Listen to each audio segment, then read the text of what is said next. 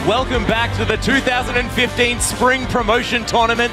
I'm Max Atlas Anderson along with Jake Spawn Tiberi, and we'll be your host for this all-important best-of-5 series between Complexity and Team 8. Despite finishing the summer split in 8th place, Complexity has been looking very good recently. Yeah, a lot of people thought Complexity wouldn't be a contender, but they had improved throughout the season. After Kez replaced Broken Shard in the jungle, Complexity went from a 1-5 team to 9-13. They have the ability to take down the top LCS teams, such as Cloud9 and Curse, and even though they ended up in last place. Yeah, Team 8, on the other side, have finally lived up to their tremendous hype leading into summer. They are the most feared team coming out of Challenger, and the only reason Complexity is facing them is because they had no other choice. This summer, Team 8 upset the top 2 Challenger teams in North America, Team Coast and Curse Academy. They had a very well-coordinated team fights and engages, especially for a Challenger team. All the credit there goes to the teammates shot caller and top laner, Cali Trolls.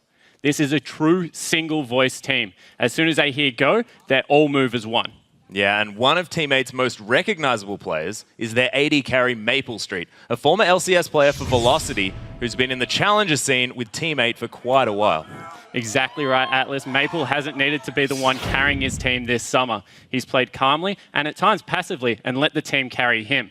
He favors sustain over damage, even on champions like Kog'Maw, to keep his opponents from snowballing. However, he may have a tough time against Robert X. Lee, who has looked like the shining star on Complexity right now.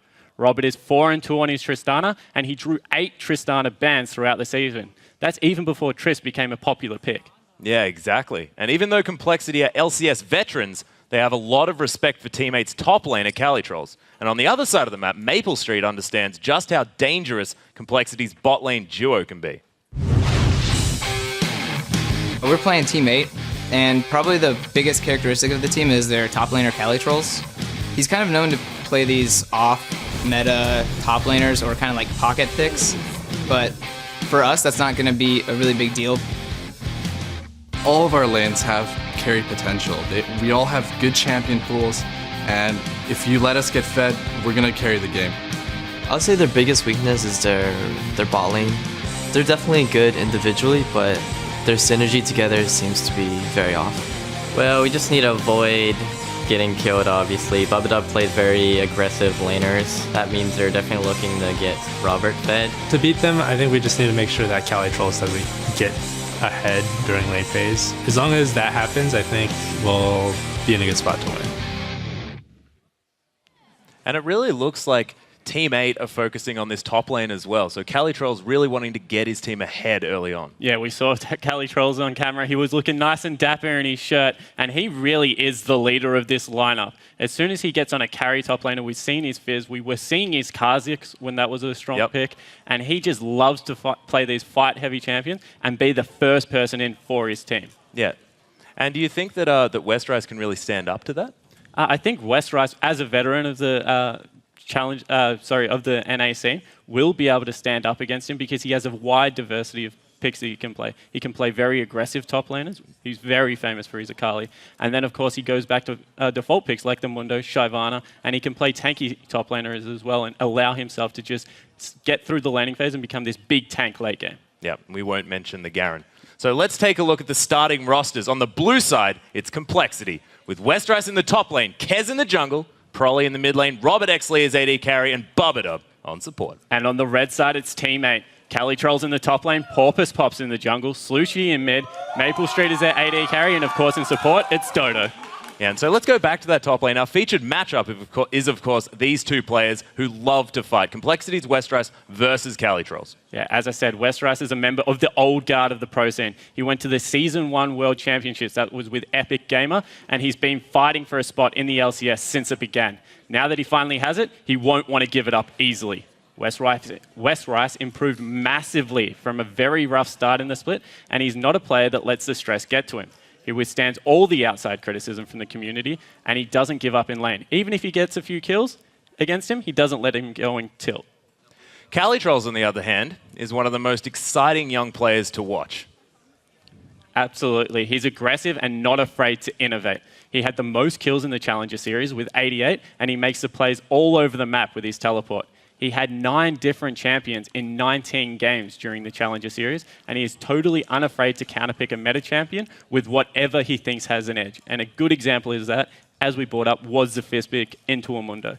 Yeah, well, exactly. And of course, these mid lanes are another place that we can have a look at. There's a lot of contested picks there as well. Slushie and Prolly both favoring these Orianna and Ziggs pickups. Do we think that they're going to be ban-worthy, or do you just think that it's going to go to a Farm Fest in that mid lane? I think it could go to the Farm Fest. Especially for Complexity, they're looking to push this to the late game. They will feel, with their experience, being able to scale up and have some coordinated movement around the map, get some nice ward control out. We saw in the LCS, they always took it to the late game. It wasn't a deliberate thing. Sometimes it just falls that way. And I think with the early aggression from Cali Trolls, it will need to go for quite a long time if Complexity are to fight their way through this series. Yeah, we should probably have a touch on the junglers as well. Of course, Kez coming in the middle of the LCS split as well, and Porpoise Pops playing that Nocturne to such great effect. Yeah, well, he says he loves the Nocturne because as soon as Kelly says go, he can get on top of the team fight from wherever he is on the map. Kez, on the other hand, favors some early game junglers, so it might be a bit interesting. He goes for Elise and Eve, generally above anything else, and of course was famous for his Lee Sin before he made any of these teams a couple of years ago. Yeah, that's exactly right. And of course, his Lee Sin coming in and warding up so much. I think he had the record for most wards put down in a game at 50-something.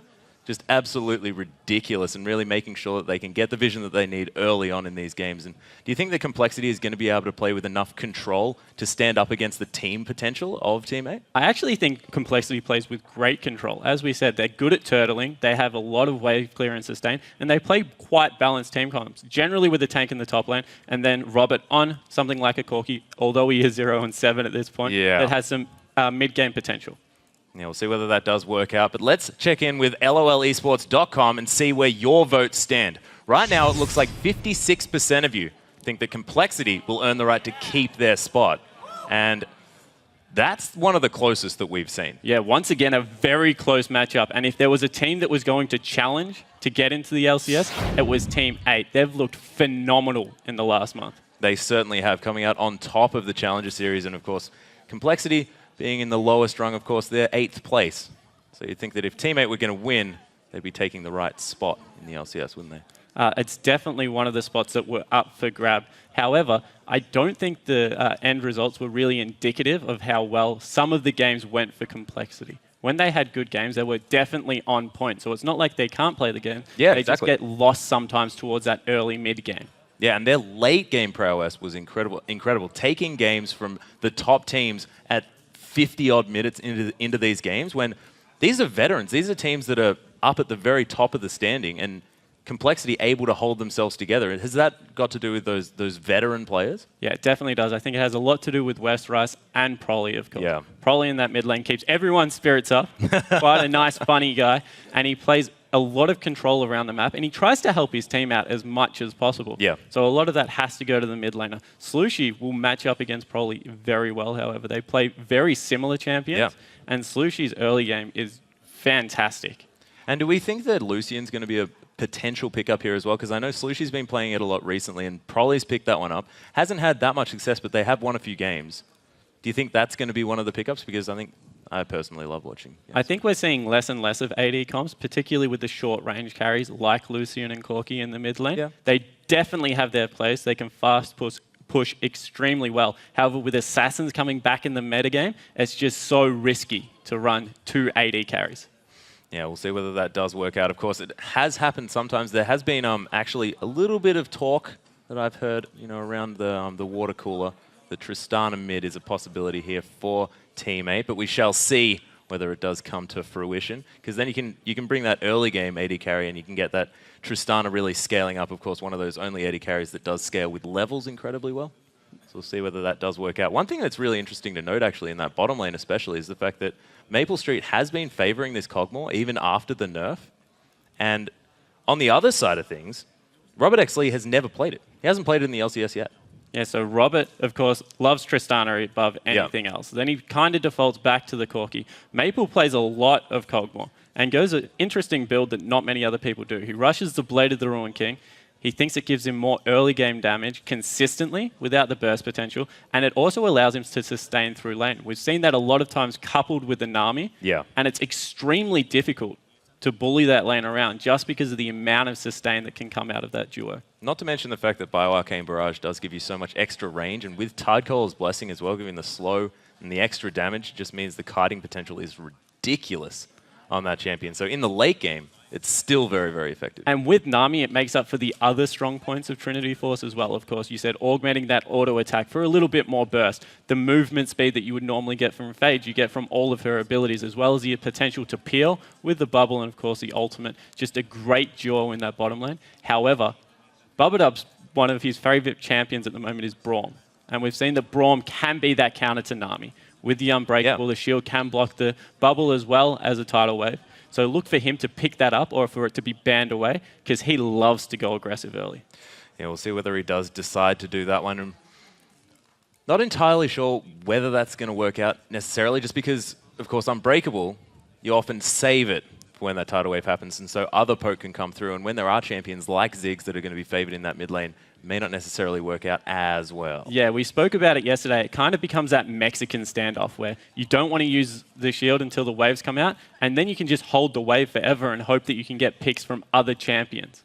So if that is the case and they do get something like an Orianna, like a Ziggs, there is that burst potential that can come out at the start of the team fight, as well as all the poke that can be potentially blocked by a Braum.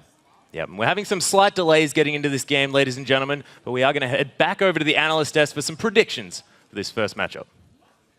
Thank you, Atlas and Spawn. We get a chance to preface this entire series, which I actually really enjoy that opportunity because they're both very interesting teams. Complexity is a team that has surprised people throughout the LCS, and before the summer, they were a challenger team, so they're familiar with this environment and should be able to perform well. Team 8, though, was the most feared challenger team and were not chosen by the first two, so it should be a pretty good matchup.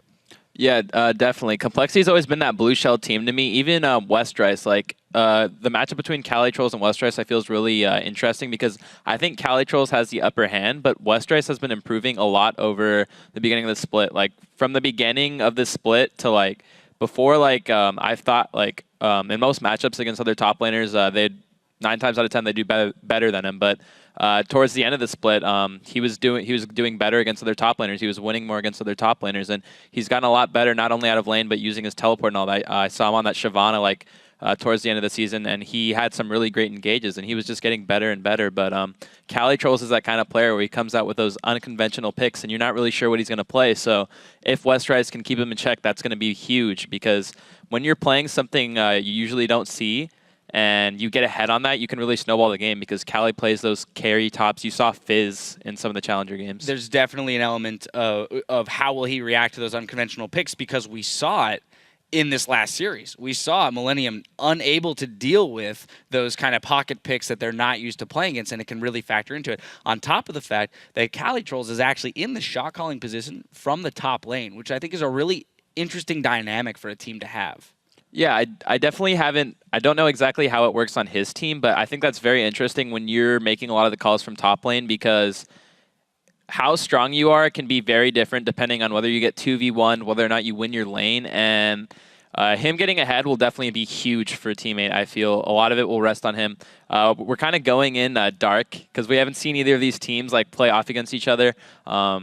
But I've heard Teammate has been doing pretty well in scrims, and I think this is going to be one of the closest matchups. And we've had 2 3-2s already this week, so I'm really looking forward to these games. I think the other big lane to keep an eye on has to be the bottom lane, because Robert and Bubadub are very aggressive players when it comes to the bot lane. Even playing Tristana, considered a hyper carry and wanting to hold off till late, Bubadub will play aggressive support champions, whereas Maple Street is touted as this more supportive AD carry. He'll farm up and he'll let his solo laners kind of carry him through the game while he just provides this consistent damage from the backline. So having those two different types of play style in the bot lane is going to be really interesting to watch them play out.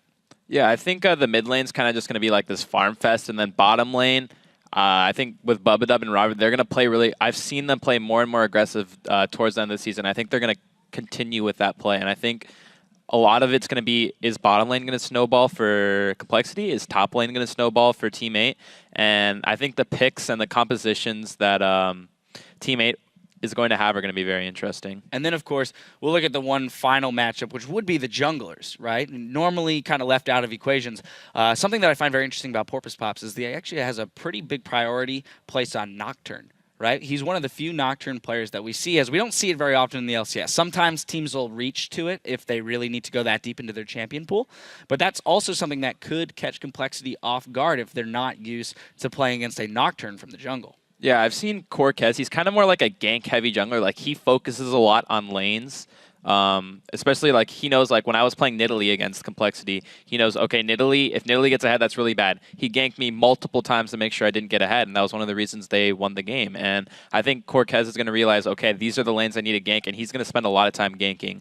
Porpoise Pops, on the other hand, you said he plays Nocturne. Nocturne's a lot more farmy, so he might be going more for the farm, but I also think he'll probably go for ganks. Not as much as Kez, but especially if he's on something on Nocturne, them farming, that could be an issue for the early game for Complexity. I mean, for Teammate. And then, of course, the other big thing about Kez is that he really emphasizes vision control. That's something that I noticed changed once he came into the summer split. The vision control for Complexity went through the roof. He's generally a Sightstone, jungler, things like that.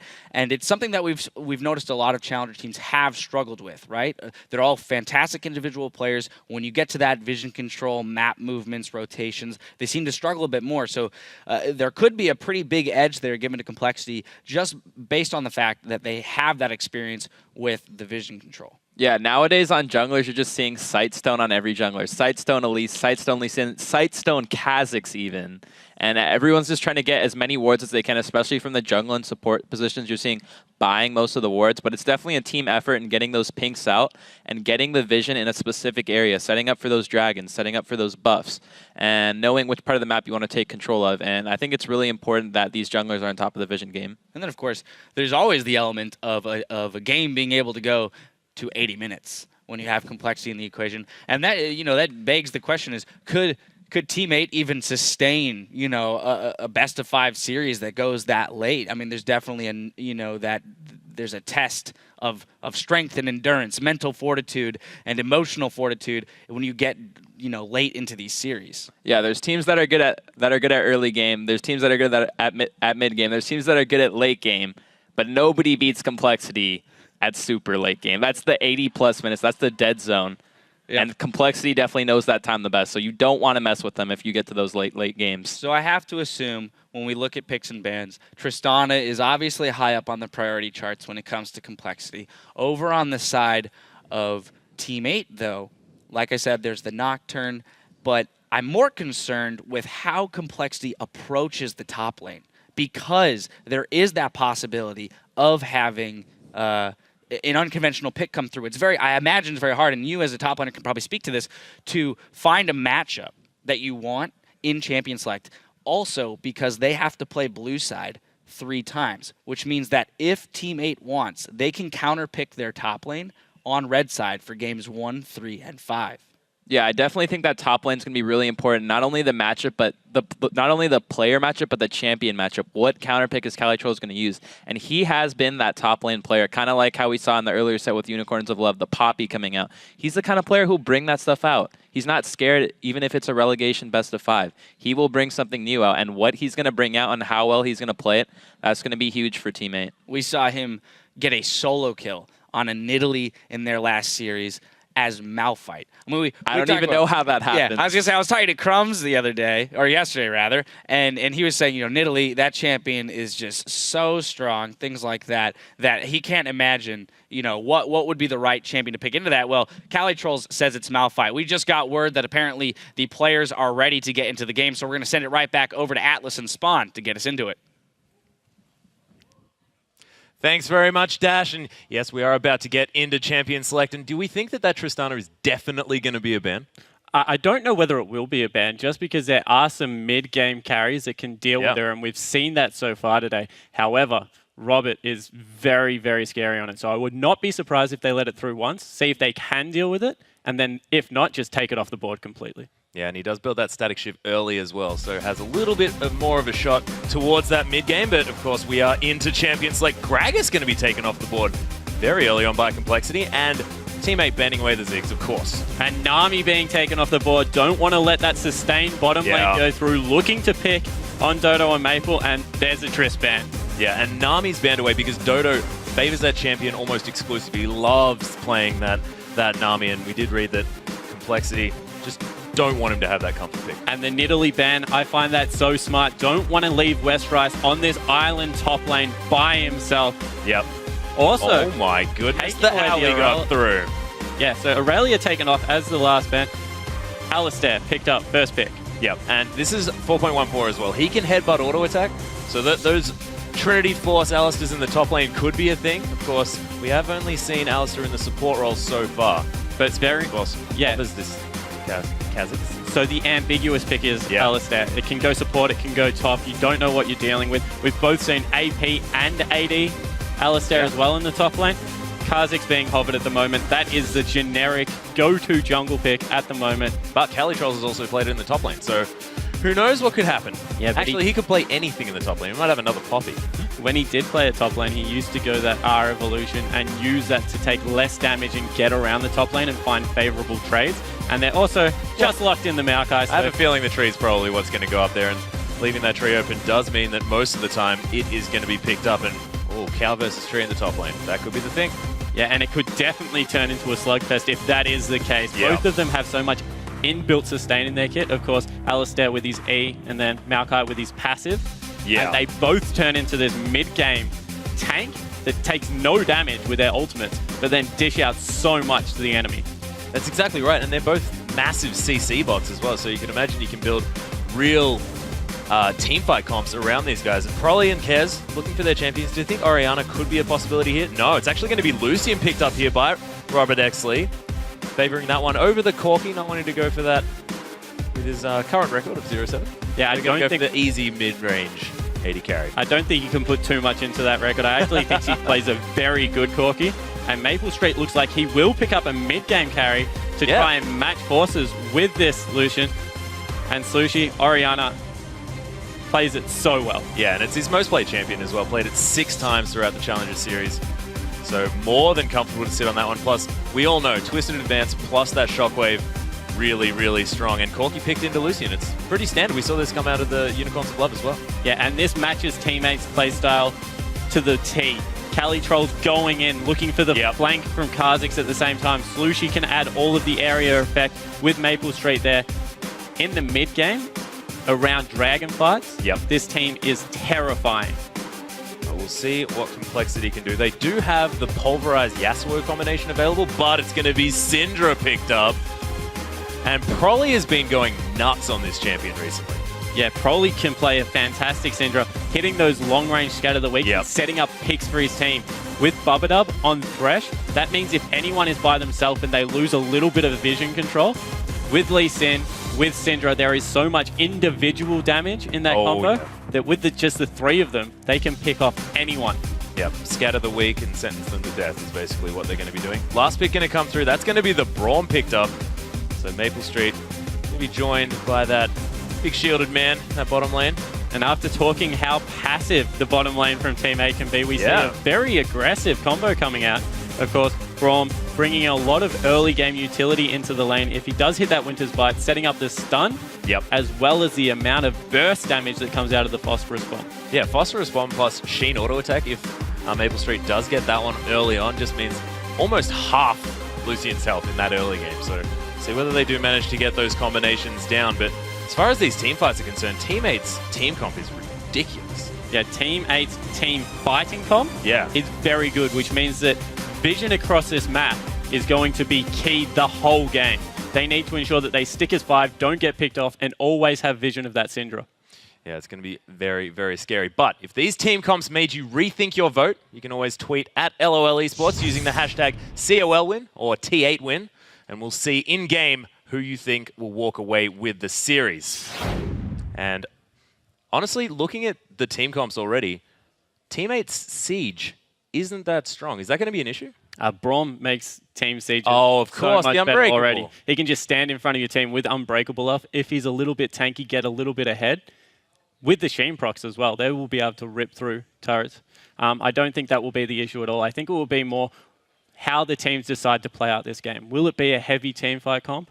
versus a pick comp? Yeah. Or will they decide that the Alistair needs to group up early, start initiations with that headbutt pulverize combo, and really just turn this into a slugfest? Yeah, and I think a lot of it's going to be riding on these teleports as well in the top lane. Of course, Calitrolls gets a lot of his kills using that summoner spell. But we are onto the Rift, everyone, with Complexity on our blue side and Team 8 on our red side, wanting to be the second challenger team to make it into the LCS. Of course, Unicorns of Love with a 3-0 after that 0-2 start. So fantastic work. 3-0, like 3 wins in a row has got every team to the LCS so far. Yeah, it just depends how you do it, I guess. Exactly. Of course, going down 0-2 definitely wasn't a tactic that they took into it, but managing to get the win in the end. So we can see that the teams are just fanning out at level 1, looking to get some deep wards. And this is exactly what we've been seeing from game 1 here as well. It's just a lot of testing the water, a lot of seeing whether anyone wants to make any false moves, and a little bit safe play. And both teams are petrifying to face check into. Braum, of course, with that passive can set up a stun level 1, and then you have the hook and the pulverize on the side of Complexity. So if they were grouped to 5, you definitely do not want to walk into either side. So just spread out, get some wards down, ensure that you know where the jungler is going to start. Not as deep as we have been seeing. These are just all throughout the river. And it looks like both junglers will be starting on the top side, although a late invade might be coming down. Yep, Dodo looking to potentially get some warding in that Tri-Brush. Robert is going to be able to spot that one out. Nice deep ward around the blue buff. So far, junglers looking to be both starting up the north. So do you think that could mean some level 3 action in the bottom lane? I think that both junglers will look to get their first gank off in the mid lane. Yep. Kez, of course, to just try and get Proly ahead so he can become this lane bully. And then on the side of Porpoise Pops, he just wants to ensure that Slushy can get to that level 5, level 6, where he can clear out waves nice and quickly, and he's not in as much danger. So I look for them both to join up at the mid lane, one looking to gank, one for the counter gank, and see how that works out. Of course, Proly on this Syndra, very, very scary when it comes to setting up those ganks. That Scatter the Weak combo with the Dark Sphere, just so much range in that situation. We saw it happening yesterday. Very, very scary. But both of these blue buffs are going to be started off. It's actually going to be Porpoise Pops heading down to his blue buff. So was hanging around his red, not going to be the case. So opposite sides, but if they meet in the mid, it's all going to be fine. Yeah, and this gives him the potential to gank top lane. Of course, Maokai, with that level 2, has so much CC. All 3 of his abilities at the moment add some form of CC, and Proly going aggressive, although taking some nice damage back from Slushy. Yeah, Slushy's saying, nah, stop doing that. Of course, Orianna very, very strong, especially level 1, but now level 2 has been hit by both of these mid laners. Probably will be able to answer back. That Clockwork wind-up is just pretty frightening. Slushy doing a good job pushing this wave in as well and sort of forcing Proly to focus on CS rather than harassment. Yeah, trying to ensure that Proly is extending mana to try and get the lane pushed back out and equalize, as opposed to doing CS. Doing a good job of being outside of his minion wave, so it's not getting back. And we can see that the first gank is towards the top side. However, a nice ward going out from Westeros. Porpoise Pops trying to come through the... Westeros telling Calitrolls to get out of his lane. Westeros hanging back. Does have that flask, so he's going to be able to get a lot of that mana back. One of Alistair's issues is the fact that his abilities do use a lot of mana. And the way Westeros plays the lane, it's just good to be able to sustain through. Alistair's not looking for solo kills early game. He's just like, guys, leave me up here. I've got enough sustain. I'll be fine. Just want to farm myself into that mid-game powerhouse, as Alistair can be. Exactly right. Do you think that he is going to be going for this Triforce build, or do you think that something else may have developed here? As a nice play does land, there's the Death Sentence as well. Close range. Bubadub taking not very much damage at all from this early game Phosphorus Bomb. So nice trade here from Complexity. And already the exhaust burnt. That will be key for this matchup as it gets closer to level 4 and 5, as Lucian really starts scaling up with that Piercing Light. And that just means that Maple Street and Dodo need to play so much more carefully. Wow, nearly another Death Sentence coming through. Yeah, that Death Sentence onto the minion, but it did die, so we can't say that he was wrong. Porpoise Pops coming in for another gank. The headbutt going to be real. There is the Twisted Advance onto Westeros. Doesn't have the ultimate yet, only level 4. There's a brilliant pulverized flash. Is it going to be enough to triumphant roar? Porpoise Pops dives. picks up the kill, but a valiant effort from Westrise. And it's not over yet. Broly, as well as Kez, heading up the river, trying to get something back in return. Does have that flash. No mana on the Calytrons. Oh, there's the flash coming through as well. The Ignite's there. Porpoise Pops, is he going to go down? Double buff. No, just the red buff for Broly, and Calytrons can't do anything. No mana. Red buff onto Syndra. That is so scary. And great coordination on the side. As we have some more action in the bottom lane, nothing happened there, but Complexity showing that they're behind their top laner, rotating up, giving up some farm in the mid lane, but making sure that they're there to support Westrise and not allow him to be picked on like that. Look at the Lucian stats. 28, 28, 31, making sure that he's very even across the board. Not bad at all. And Westrise making his way back up to this lane, not going to use that teleport, going to make sure that he has that for a potential dragon fight, but Calytrolls, he used his. Yeah, looking to get back in lane as soon as possible. Quite an equal top lane still. However, Calytrolls is closer to that Catalyst, so his big first item. Westrise has picked up a Doran's ring, so maybe we'll be looking for an AP build. I've seen that one working, of course. A lot of people decided to go with the Rod of Ages into Lichbane for a lot of extra damage. A bit of tankiness too. And this bottom lane is starting to go heavily in the favor of Complexity. Robert has already built a 17 CS advantage, and it's only 6 minutes through the game. And we were talking about Maple Street, the fact that he likes to sit back, play passively in this lane, but Robert, he just wants to fight all the time, and Maple Street's really struggling just to play this farm style. Yeah, and I think it's more that the supports love to fight. As we see Porpoise Pop stepping over a ward, we'll be able to get out of here nice and easily, just making sure there's some presence in the bottom side of the map. Now he knows that bush is definitely water because he walked back over it. Yeah, he's going to ward that one in return. Of course, that one's going to die very, very soon on the side of Complexity, but not going to get swept out. They don't really know what's going on. Of course, nice piercing light over the top of Dodo 8. And another ward being placed in that brush, looking to stay aggressive. As I was saying, it's more that Bubadub just loves to go aggressive, and then Robert can follow up at will. He can pick when he wants to trade. If there's CS there, he can just leave it. If it's a good trade, he can go in and take it. And it looks like Westrise now is pushing up this lane and doing fine against Calytrolls on a tanky champion. Yeah, and that Maokai not picking up the kill as well, meaning that the deficit in that top lane not quite as bad for Westrise, and very deep pink ward being put down here in the red side jungle. And a very rare brush to walk through. Yeah. When you walk around that side of the map, you generally come from the tower, so you miss that brush. So it gives a lot of deep information as we see the first blue buff being handed over to Slushi. Kez will be picking that one up fairly soon as another headbutt auto attack going to come down onto Calytrolls. And these guys are at the stage of the game, level 6, they're just so beefy. Yeah, they don't get loose. It's just a wet noodle fight, isn't it? Up they just can hit each other as much as they want. Hilarious. Kez is going to be handing over this blue buff to Prolly as well. The drive-by pickup there with the Dark Sphere. Probably going to just loop-de-loop and head around here as well. So checking that brush, making sure there's no sneaky pinks. And there isn't. Chalices all around in that mid lane. We'll see where the first action does come. Let's try this again. Oh, there's a reason why that headbutt auto attack was taken out of the game. It's just such an obnoxious, harassing ability to be able to headbutt someone and punch them at the same time. And look at this, perfect vision of the red buff being picked up by Porpoise Pop. So once again, they'll have the timer on that. Excellently placed pink ward as well, right on the edge of that brush to maximize the vision. Oh, Porpoise Pops, he's... he spotted it. So that's why you A-move through brushes, so you get that. Oh, as Dodo... nice playback here onto Dodo. Oh, not quite managing to get the Relentless Pursuit out of that phosphorus bomb, but nice work by Robert Exley nonetheless. And Westrise going Sheen first, so maybe it still will. Yeah, it might be that Trinity Force. Although he might just be looking for that for the headbutt auto attack combination. Yep. Look to chunk people even further down. And at this point, he's hard to gank 2v1 with that ultimate and the lack of CC coming out of Porpoise Pop. Once he gets tangled up with that entangling runes, he's just going to be able to ult, walk away. Probably impossible to kill, and will be lending so much to this early dragon fight. Yeah, now of course both of these top laners adding a fair bit to that early dragon fight. Of course that Maelstrom being fantastic on the side of Calytrolls as well.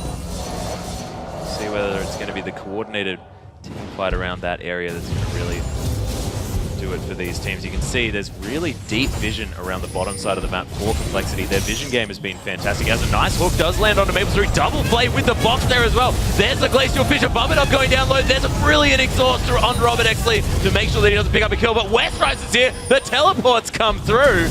Porpoise Pops is around. They ran out of minions. Yeah, unfortunately missing Sonic the Wave by pulverize Kez. there.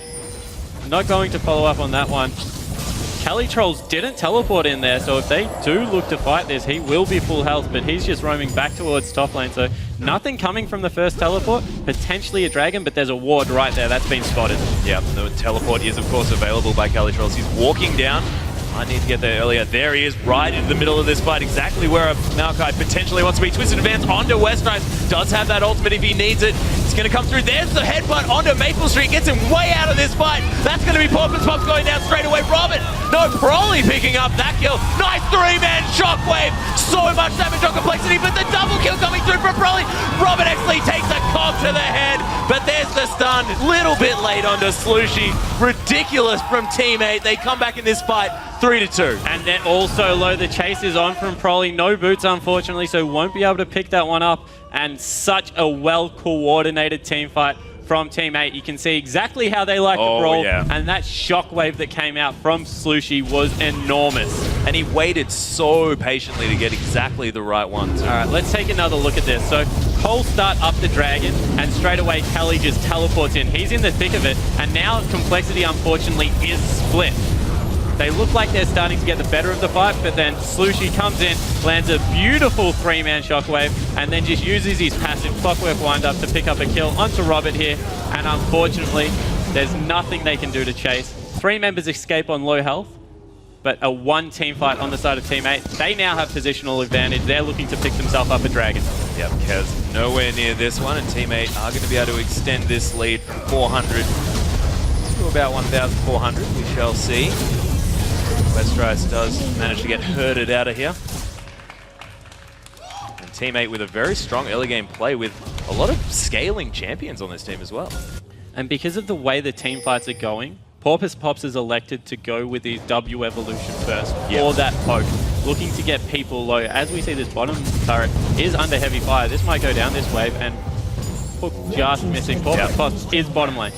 Porpoise Pops coming through, does walk through a ward. Nice auto attack from a caster minion, going to finish off the turret. So 1 turret for a dragon, theoretically, from that one. Kez behind Porpoise Pops here does pop a void spike to the face.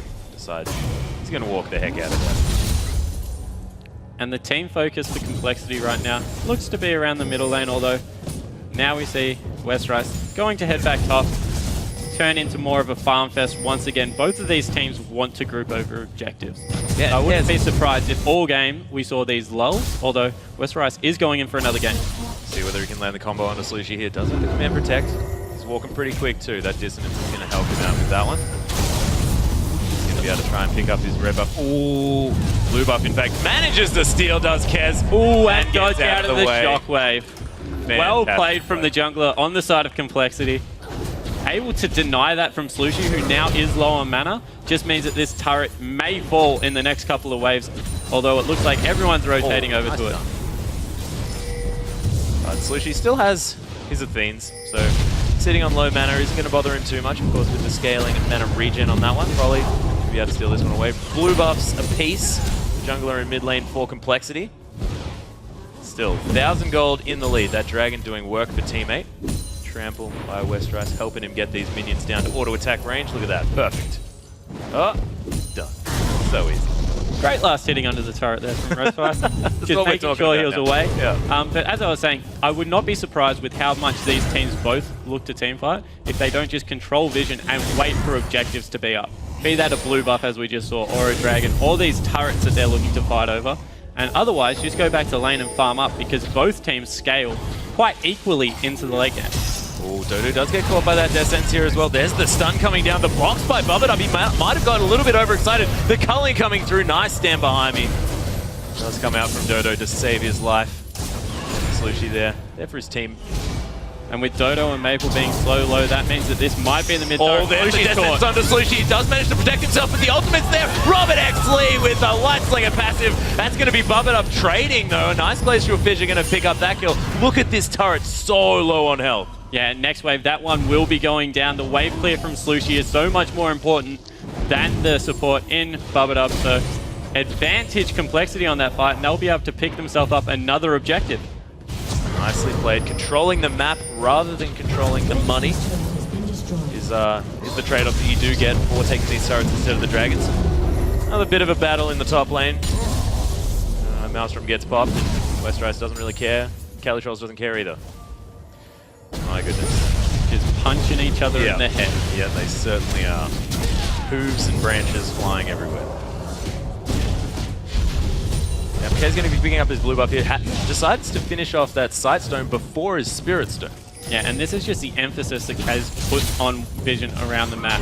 Of course, playing with the Syndra, it becomes even more important to be able to do this. And as you said, able to get wards out everywhere. And as you can see, there is a lack of wards around the lower and top ends of the map. But around the mid lane, look at the vision control from both teams, just ensuring that they're not getting flanked. Yeah, Teammate really knows that they have to stay on top of this vision, because if they start getting picked off, Complexity can turn this game around very, very quickly. Calitroll's going to face check the cow. Oh, the Pulverize going to come through. The headbutt as well, but Bubadub's here. Twisted Advance coming down. Maelstrom, is he going to have enough tankiness? He's a bit of a beast. There's the death sentence, though, coming from Bubadub. Westrice just wandering next to him. There's the headbutt. Robert's here as well. Westrice punts him in the head. Nice play here, and it's going to be the last outer turret going down for Complexity. Yeah, the map control by Complexity at the moment. We just mentioned how the top and bottom were lacking wards. It will mean that they're able to push the bottom lane in, but taking the last outer ring of the turrets for a pick comp like this is so important. It just opens up the whole map and means that their mid-game now can start rolling. Yeah, although Trinity Force Power Spike has been hit here by Maple Street. Do have the Avarice Blade being picked up before the Infinity Edge is finished off here for a little bit more money on Robert Exley. And he's still pushing in this top lane. Porpoise Pops looks to head him off, but some nice damage done there. And Maple Street, in the meanwhile, was able to pick up the bottom turret. And this is something that we've really got to look at. 155 CS to 122 there in that mid lane. 25 CS up, 3-0 and 1 now on Parali. Has his Void Staff already. This next fight is going to be so difficult for Team 8, because I think it probably could just take someone off the map instantly, and it doesn't matter who. Yeah, and with the gold being, Calitrolls. they're equal in gold across the board, 25,000 gold each. However, a lot of that is focused onto the mid laner for Complexity, and what a better champion to get there. Oh, yeah. Syndra does so much damage, especially at this point in the game, once she has that second rank into her ultimate and not that much MR has been built up as of yet. Yep. She's just looking to delete someone. Oh, Popper Swaps has found Kaz. Of course, not very tanky at this stage. Teleport actually coming through here from Calitrolls. Nice stun onto the Dodo to make sure that nothing else could come of it. Teammate posturing around this dragon. It's going to be up in 2 seconds.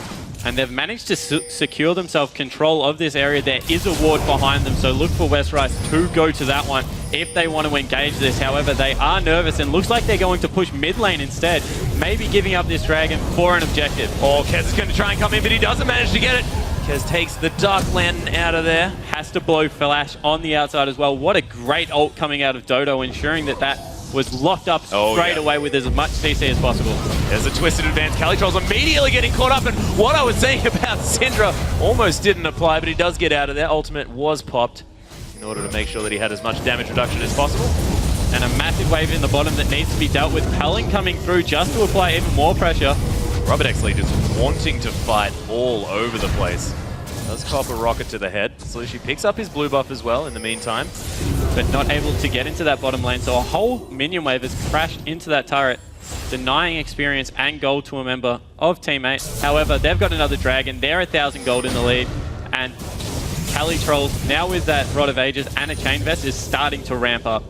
He certainly is. Complexity still playing as if they've got a real lead in this game, though. Just always confronting teammate whenever they can. Probably picking up his blue buff as well. And I think he's really going to have to step up this game because he's got the money at this point. Yeah, and importantly, Infinity Edge has been finished now by Robert, so he's going to be looking to do even more damage, moving into that Static Shiv or potentially the Ghost Blade. Oh, is the seal going to come through? Kez manages to pick up the red buff here as well, proving the fact that he can actually steal things away. And look at the wave control from Complexity, ensuring all waves are pushing at the same time, just putting global map pressure everywhere, and they're doing it through minion advantage. Yeah, there's the Vorpal Spike's going to come through. Pinkord going to be taken off the map, and Kez flying to Bubba for a big hug. Maple Street now hanging around this mid lane, probably wanting to try and get a stun on someone. See whether they manage to land anything. There it is. Porpoise Pops getting caught up. Phosphorus Bomb going to land on the Kez. And the hook goes in. There's a death sentence on Maple Street. That's the target that they want. A lot of damage coming down. Shockwave used on Bubba. He's going to get taken for free. Brilliant pick from teammate. And a little bit of over-aggression from the support player on the side of Complexity there. Looking to create a pick for his team. In response, gets absolutely destroyed. Yeah, that is going to be an ultimate down though. Nice stun going to come down from Prolly. Sushi not going to have that Shockwave for the next few seconds. Maybe a minute or so. The Culling not hitting anyone. So they've done a great job of securing this middle turret, and Westrise starting to lose out on a couple of these trades.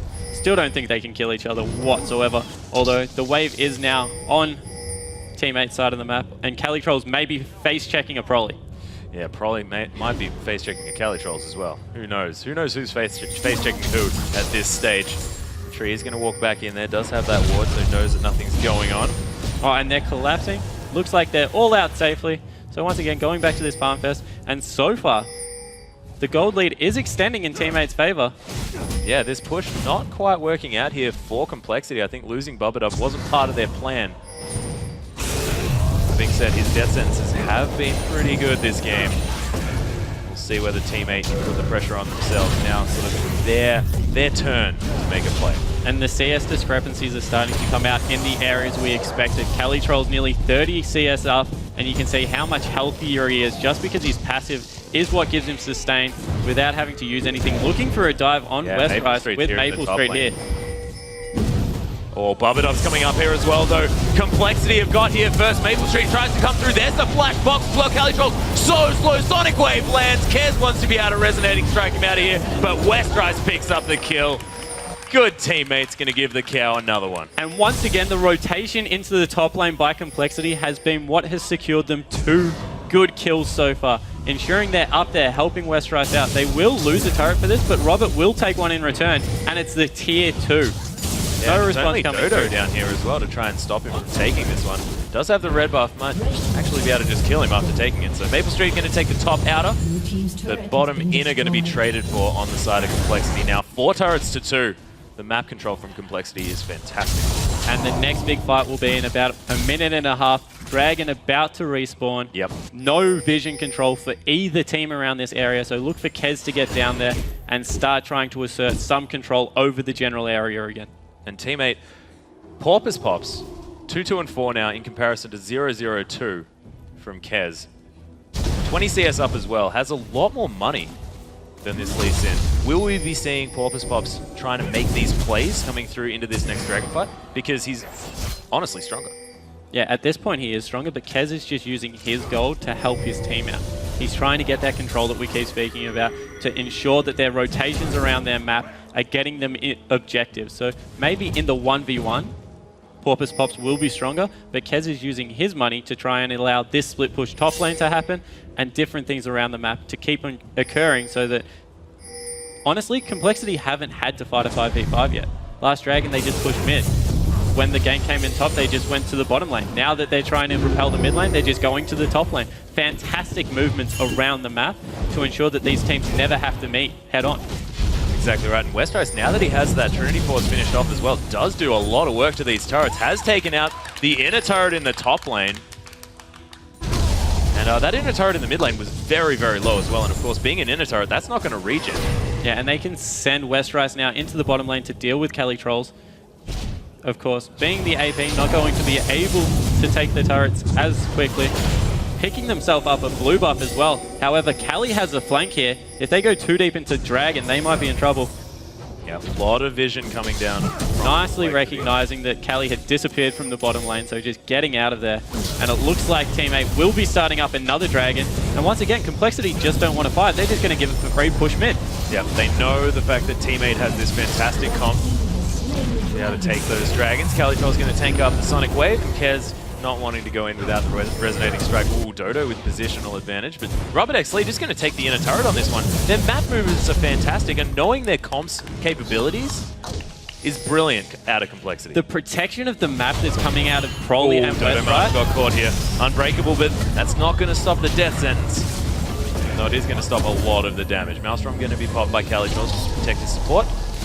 just using Syndra to block up all these chokes back towards the mid lane is so smart.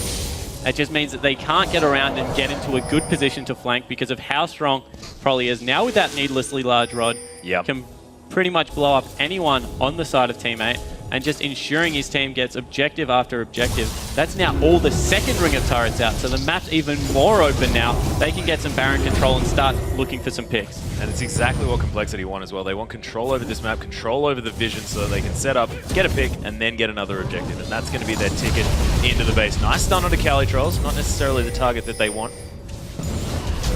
Still asserting their dominance. Choking them out of their own jungle as well does give Complexity a bit more money, because they can take those camps over and over again while they're putting this pressure down in these lanes. But slow push in the top lane might mean Complexity has to rein it back a little. Yeah, definitely sending up Westeros up there to deal with that. He's going for his Frozen Heart next, looking to get even tankier, and that will cap him out on CDR as well. Just using his abilities for so much CC, as we see him completely destroy a minion wave. Yep, trampling that one through with his passive. And 2-2-2 versus 0-2-4. Both top laners trying to play the same role for their team. Yeah. And Calitrolls hasn't been able to get that far ahead. He's only 5 CS now. Westeros has really done a good job of equalizing that top lane. Not to mention the fact that Complexity know that teammate revolve around Calitrolls. They revolve around his calls, and they've been focusing this top lane so well. Every time Westeros seems to be in trouble, his team's there to help out. But this outer turret in the mid lane is going to be going down. Death Sentence does land onto Dodo, but manages to stand behind the minion. Oh, Prolly's in a lot of trouble. That's a lot of money off the board here as well. Calitrolls right in the middle of this fight. The Maelstrom protecting his team, but Robert Exley managing to get auto attack after auto attack down. The flash being forced here, but amazing dissonance. Gonna stop Kez from living anymore. And another twisted advance. This is teammates' teamfight prowess coming through huge. Robert Exley, though, picks up Maple Street, maybe a little bit aggressive, and oh, he wants these kills so much. Just that Ardent Blaze would have taken care of Porpoise Pops. He wants it. Robert Exley, are you going to be able to do it? But no, he's not. The A's coming through. Calitrolls with a brilliant bait for that twisted advance. 1 for 5. The aggression that comes out of teammate as soon as Calitrolls has position is... He's going to go for the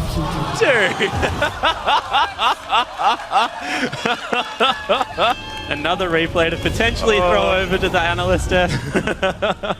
The coordination that comes out of teammate when Calitrolls gets a flank. Well, when they're together, when they're on their own. Let's have another look at it. Probably out of position here, and Kez tries to protect him, but the Wombo combo comes out, picks up the mid laner, and then here, Westeros pops his ult, and the perfect response, they just kite back. They're like, okay, let's not fight while Westeros's ult is up.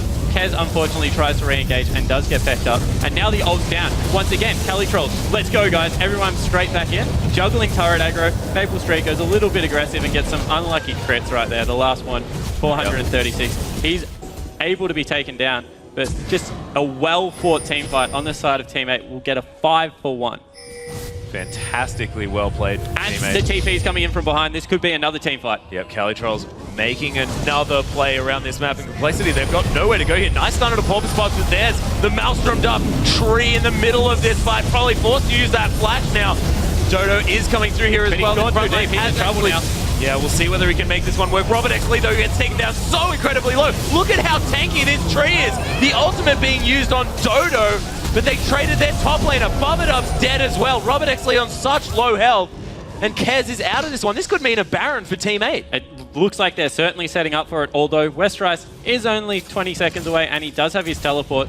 Maybe we'll be able to stall this one out, but they had started up. See whether this is the right decision. Of course, Barons have been misplays in the past. 5,000 gold is the lead for Team 8, though. They do have the advantage in this game.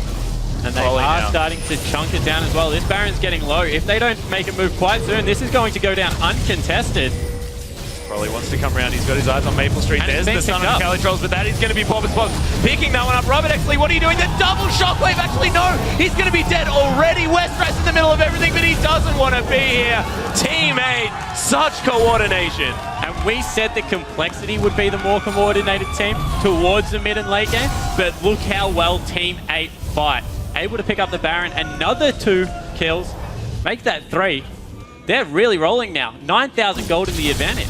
Yeah, and they've got that Baron buff as well, and there's still turrets on this map. They can push this gold advantage even further as we do see the replay coming through. Okay, so this is the flank from the teleport for Cali Trolls. He jumps into the middle of the fight, and no one wants to hit him just because of how tanky he is. Here, I thought they'd actually overcommitted because I thought Dodo would go down much quicker. However, a few skill shots missing, he finally does fall, but by this time, Cali Trolls is still full health. Oh yeah. He's taken nothing, just CCing everyone with the cooldown reduction, gets it into a Baron for his team. They're going to be able to pick up another Dragon. 10,000 gold at 30 minutes when we were even at 24. This is just out of nowhere, a huge lead. Gigantic turnaround, 2 back-to-back team fights of Baron.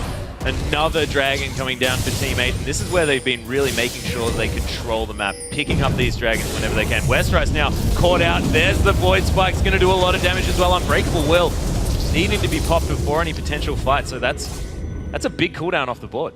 Yeah, and a necessary one for turret dives, because that's one of the main things that they can't dive against, because Westrice can cause so much disruption under a turret, but now without that ultimate, they might just be able to blow him up and march on through. Yeah, Prolly now does have that trinity of mid laner items in comparison to Slushy, who does have the Sonya's Hourglass. Westrice just telling Cali Trolls to get the heck out of his base. It's going to be fine, but look at that gold difference. 4 minutes, smashing it, team. Up to an 8,000 gold lead. Just insane, spiking so much, and Team 8 now trying to put the pressure on themselves. Inhibitor turret going down solo. Look at it getting chunked by those Sheen procs. It's going to fall down. Cali Trolls trying to engage. Gets booted out of there though. Bubbled up now. So low. Westrice slowed down to high heaven. That's going to be a bit of a hula hoop for Slushy. Just saying, yep, going to take your inhibitor. Have a look at how pretty I am. Just like the ballerina he is. Oh yeah. They will be able to rotate into this top lane, however, pick up another turret for their trouble. And as I said, this is the benefit of Corki. When you're in front, you can just bully your way onto turrets, but with those Trinity Force procs, just make such short work of them. Oh, and yeah. the 2 tanky frontliners with an Orianna just forces you back off a turret. You can't stand there unless you want to engage, because they're more than happy to jump on top of you. And now, out of nowhere, we have an 11,000 gold lead here for Team 8. Now, double the kills of Complexity, and they've evened up the turrets. Fantastically well played, and with these super creeps streaming into Complexity's base as well, it's now up to Team 8 to finish out this game if they can. Or is it going to be Complexity putting on their stall shoes, getting to that super mega late game where anything can go anyway? Well, Team 8's done exactly the right thing. They've ensured that they have deep wards. That means that if there's any bad rotations on the side of Complexity, they can pick off a person, and then they'll be in a position to just push through with how tanky their members are and clean up the inhibitor. They also have nearly got the teleport back up, meaning if they get wards inside the base, Cali Trolls, we've already seen him flank very deep once. He's even tankier now. He'll be able to teleport to something in the base, home guard up to someone, and absolutely crush them with his CC. Yeah, and there's going to be so many twisted advances as well in the next fight because, of course, ooh, Dodo getting caught up by a few skill shots from Complexity, but they do not want to get outside of their base. He is such a tanky man for a support. He's picked up the full locket as well as his face of the mountain and the side zone. Another chain vest for good measure. He's the top laner nearly at this. Yeah, he's the frontline tank. No worries at all. Of course, Infinity Edge being finished up by Maple Street after that Trinity Force. And a Vamp Scepter as well. Opting to go for those Sorcerer Shoes as well to make sure that he optimizes his poke with that magic damage. And once again, Cali Trolls nice and aggressive, looking for a flank. Probably on half health. Looking to get it started for his team, and they just can't deal with him. Westrice just keeps trying to push him back. Yeah, trying to kick him out of this one. Actually, Dodo getting caught up, but Bubba didn't want to do that one. He just gets immediately removed. Nice flash twisted advance onto Robert Exley. That's the AD carry. He's trying to come back into this one. Brilliant exhaust. Dodo getting that one out. Twisted advance again from Cali Trolls. That elixir of brilliance giving him all of that cooldown reduction. But he may have gone too deep. Sonic Wave resonating strike. Is he going to fall down? Kez takes up the kill. Dodo now in a lot of trouble. But Slushy, they managed to pick up the tower in the bottom lane. Decent stun. This could be Complexity's chances. Low health bars on teammate, but Westrice is going to fall. Maple Street picks up that kill. That is a 1 for 2, and Cali Trolls took on the entire team by himself. And they got exactly what they needed. They got the bottom lane turret. That means 2 exposed inhibitors now when the middle one respawns. And Bubba, we'll see it here. He tries to fend off the turret, and they just don't care. They're willing to dive with the Orianna. Look at the amount of CC that comes through, and he just gets crushed. Cali Trolls come through, CC's up Robert, unfortunately gets booted into the turrets after this by Westrice, who turns around and does a good job peeling for his team. However, at this stage, they just collapse in and destroy the turret, and that's all they wanted, the objective into the middle of the base. Only giving up 1 death for it. Yeah, and that's 4 people focusing down on Maokai for, I don't even know, that was about 2.5 minutes. Would not die. Now with the captain boots, Cali Trolls definitely is the playmaker for his team, making sure that everyone can get into these fights after him. Does definitely attest to his playstyle. Now 13,000 gold, sorry, is the lead for teammates. Still double the kill. It's getting a little bit more difficult as the game goes on. And even though the CS discrepancy in the bottom lane is still profound, about 70 minions at this point. Look at the items. Maple just allows himself to go even in lane, not give away any kills, not feed, not allow Robert to get really ahead. And even though he has all these farms, Maple is completely comfortable with his build. He's even gone a 3rd item defensive on Corki just because he doesn't want to get blown up in these fights. He understands it's his job to take down the structures and allow his team to engage and be the team fighters. Yeah, but of course it's going to be so much harder for Prolly to be able to get rid of Maple Street as well. But teammate coming around for the flank, making the plays. There's the Glacial Fissure. Kez takes half of his health. Slushy, so much damage. The 2-man shockwave. Robert Exley, he's the next target. That's going to be the support. The bottom lane has been removed on the side of Complexity. And now teammate easily going to be able to take 2 inhibitors. I have a feeling this could be very close to the end of the game. Dodo chasing down the jungler here. And that's when you know you've got a problem. And both inhibitors will fall. After getting bullied in the early game, Slushy has come up massive. His Orianna ults have been completely on point. The speed up to get people into the team fights just augment the flanks so well. I do not think this champion will be seen for the rest of the series. He just plays Orianna terrifically. 8, 1, and 11. 19 kill participation in a 20 kill side. That is absolutely ridiculous. And of course, it is his most played champion. That's what he was playing throughout the entire Challenger series, and he's demonstrated exactly why that is. Playing incredibly well. Now taking a dragon for his team, and Command Protect is definitely going to help him out on that front. Just getting as much money as they can. So, teammate just going to head back to base, purchase up some items, 16,000 gold in the lead. You can imagine that they could actually buy a fair few more. And it looks like Complexity are looking at Baron, trying to get some control around that side of the map, although the teleport for Cali. Teleport is up in the bottom lane. He can just get that one pushing, although Super Creeps will do the job for him. He just needs to be with his team at the moment, because eventually these Super Creeps in the bottom lane are going to start crashing into the base. And at that point, I don't think Complexity can defend this anymore. Yeah, teammate has a gigantic wave in the top lane as well. The last remaining turret they have, the last remaining inhibitor turret anyway. Complexity actually their way outside of their base here with 2 inhibitors down. They will have to start getting down to that bottom lane and fixing that one up, because there are super minions coming through. Cali Trolls flanking around the side, might meet Kez, but you can see Complexity just really want to try and hold on to this game, and it's getting harder and harder. And as the team fight gets longer, they're starting to channel even more farm into Robert now. He's got 100 CS lead, but the Baron has been started up. There's wards everywhere. They don't even care. They just think they can burst this one down. And why not? Kez is in the bottom lane. Yeah, no one from Complexity thinks that they can take this one. They're just going to give up the Baron, and now it's going to be even harder to turtle this one out.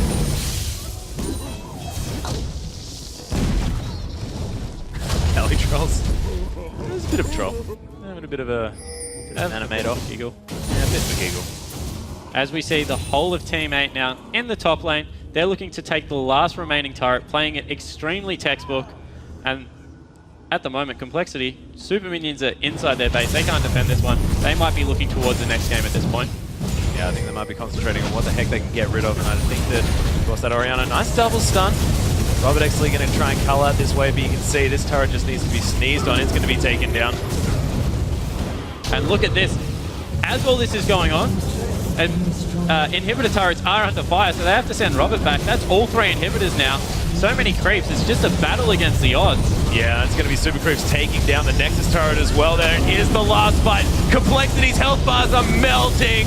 Look at the damage coming out from Team 8. There's going to be the shockwave just below. Westrice now is going to fall down as well. Team 8 with such a decisive win towards the end of this game, especially knowing exactly where they're strong. Teleport going to be used right in front of the Nexus. And congratulations, Team 8 take down game 1. Wow, what a good team fighting comp they put together, and just able to crush in the mid-game fights. Complexity doing their best to rotate around the map and take objectives, but then Team 8 just got 2-3 fights in a row that they won extremely decisively, took the Baron, and were able to push through with a sheer item advantage.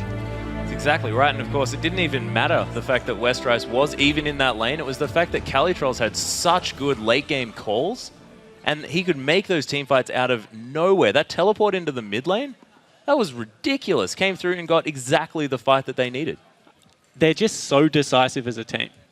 That's what makes it super special. If he had have done that and got collapsed on, with his team miscommunicating, that could have been disastrous. But the whole team follows his calls, go in, some beautiful Orianna shockwaves. They were on point from Slushy in the mid lane. And in the end, just too much AoE potential and way too much CC coming out of Calitrolls. Yeah, and that being said, I mean, Complexity had a good showing in the early game. They managed to take all 6 outer turrets, or well, outer turrets and inner turrets by very, very early on. They just couldn't manage to keep that stranglehold happening and lost control, lost a few team fights, and then it was all over from there. Yeah, well, once it got to that point and the gold was still relatively even, with the team fight comp that had come out of Team 8, Complexity weren't able to get any picks.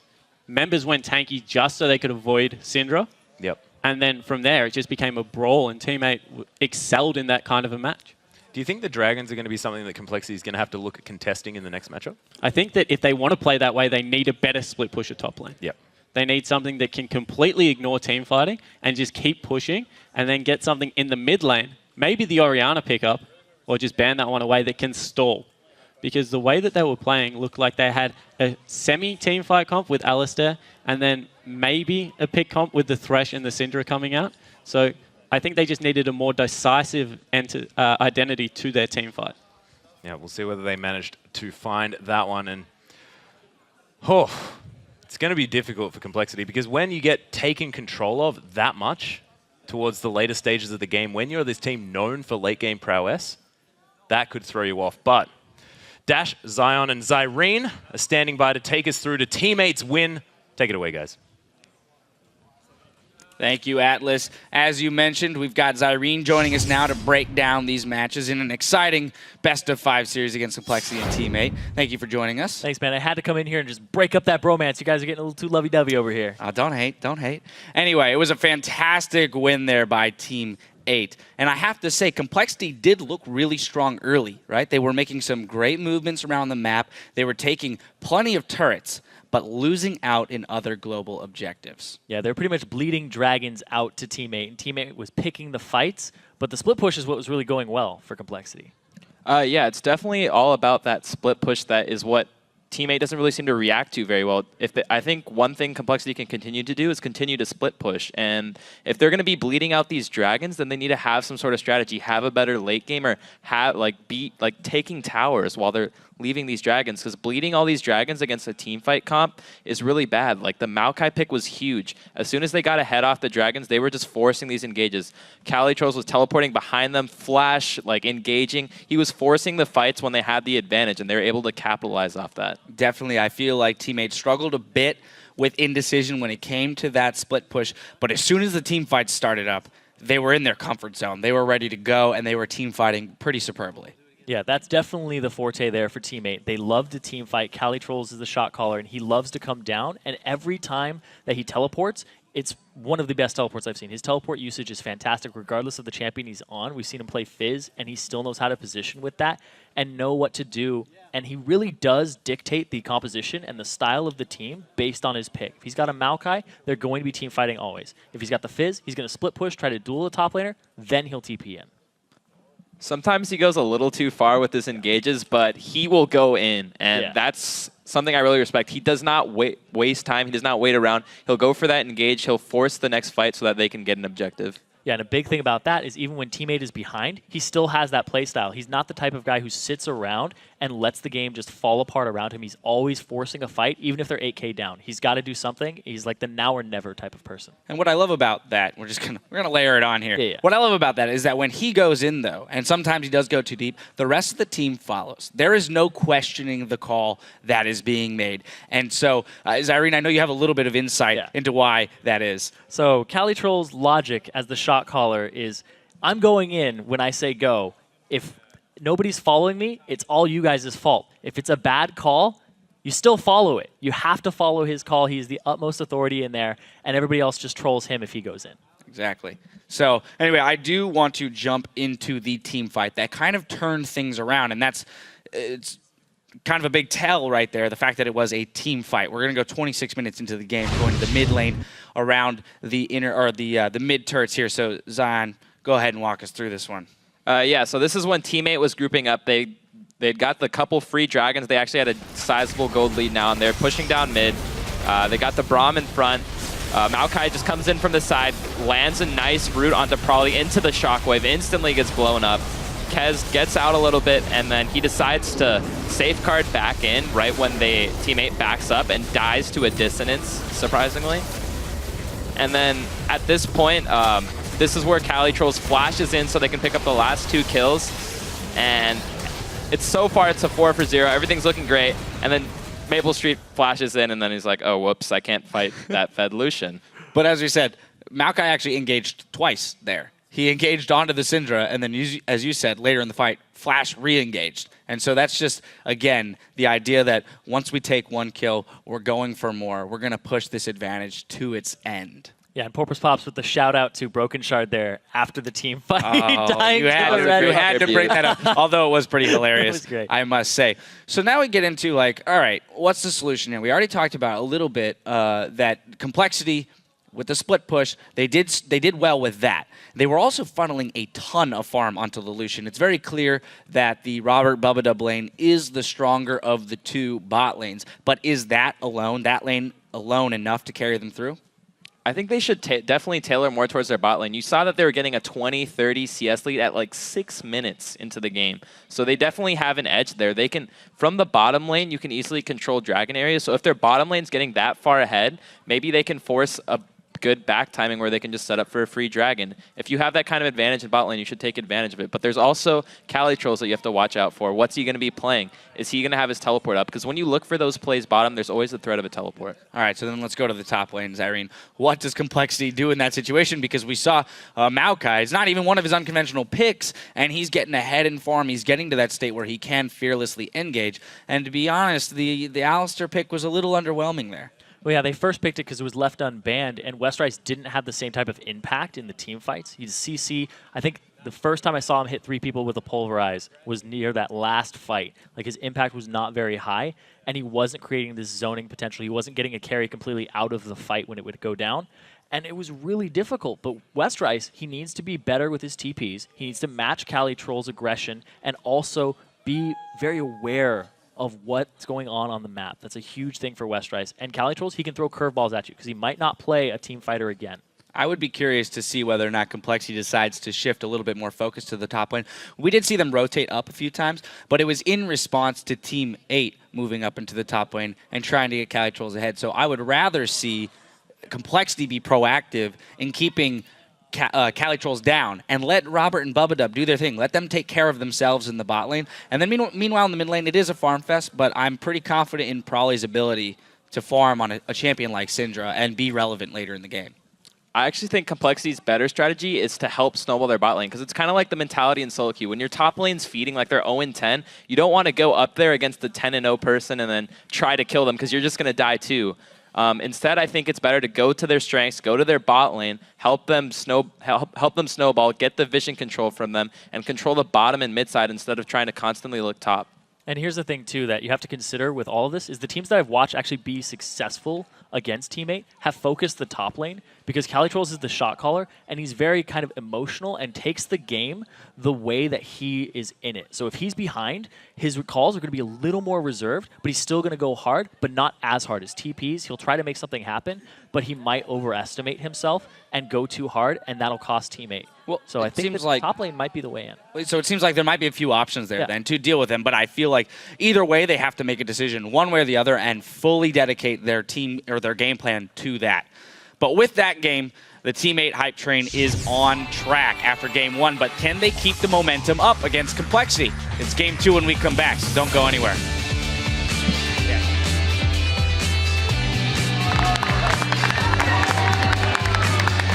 No, Broly picking up that kill. Nice 3-man shockwave. So much damage on Complexity, but the double kill coming through from Broly. Robert Exley takes a cob to the head. Gonna stop Kez from living anymore. And another twisted advance. This is Teammates Team Fight prowess coming through huge. Nice. Watch for Alistar. Ali, no. Nice. Dragon 52. Let's go, baby! Westrice now is gonna fall down as well. Teammate with such a decisive win towards the end of this game, especially knowing exactly where they're strong.